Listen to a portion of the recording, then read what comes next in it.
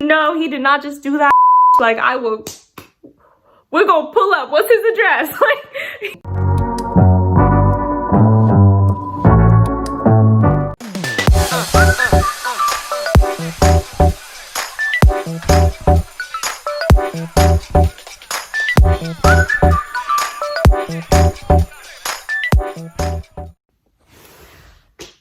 another big part of relationships is knowing when is it time to move on. If that's even something that you're questioning. If you're happy with the person that you're with and you're not thinking about that, amazing, more power to you. However, most relationships that you have in life do not last for your whole life. Knowing when to move on is important as well. Nobody is perfect. For me, I can recognize a person's shortcomings and still like them enough to want to be with them. However, the good has to outweigh the bad by a lot, not just a little, a lot, okay? It's not good enough for it to be like, well, he has like all of these bad things, but he has also all of these good things.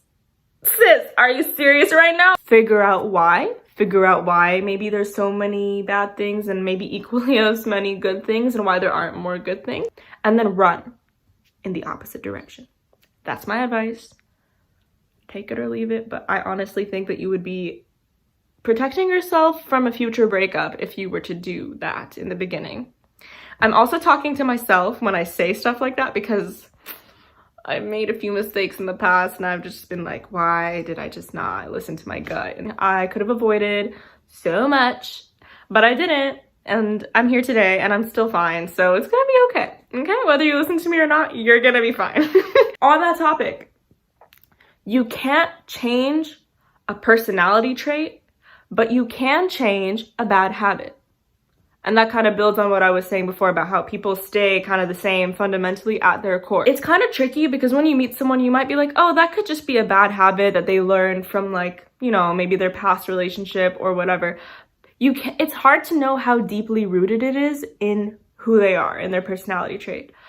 Habits, though, once repeated enough, become part of your personality trait. Like, it's wired in your memory. So, kind of iffy, you know? Like, you could be like, oh, like, for example, he's kind of jealous, like, asking me why am I liking this person's picture and that person's picture. A bunch of jealous social media shit, for example. But maybe that's because in his last relationship, that was a problem, and, like, maybe the person he was dating actually took it too far. That is something that maybe before meeting that person, he never had that, and he developed that bad habit because of how he was treated. I think that could potentially be changed once that guy that you're dating knows that he can trust you. But other things like, for example, not being able to communicate. Let's say they're a very closed off person and they don't like sharing their feelings. That's who they are. That's a personality trait, and it's going to be very hard to change that. If you can't be with somebody who is closed off like that, then you're probably not going to be in a successful relationship with them. Recognize what is a personality trait and what is, oh my goodness, what is a bad habit, because they are very different. If the things that they need to change are personality traits, you're probably not going to be able to change them, and I suggest also that you run in the opposite direction. They can't and won't change that thing about them because it's ingrained in who they are. Again, unless somebody puts significant personal effort into changing themselves, they won't do it. That's it. Okay, another thing, and this is something that people are like, oh, but like, he's great though, he's nice, he's sweet, he treats me well. Okay, are you bored? Are you looking elsewhere? Do other people make you feel more inside than your significant other? If the answer is yes to any of those questions, you need to first realize why that is. And then once you figure that out, and if you don't see an actual viable solution to it, again, run in the other direction. Not being stimulated by your significant other, getting tired or bored of them, like genuinely like, I don't really feel like spending time with this person anymore. And not just, oh, the romance is dead. It's kind of like, you'll know when the feeling comes when you kind of feel like you've outgrown them almost to a certain point, you know? Run in the opposite direction. I know I'm telling you guys to run a lot, but it's okay. Physical activity is good for you. When you feel like you are at the end of your stick and you are tired of their bullshit,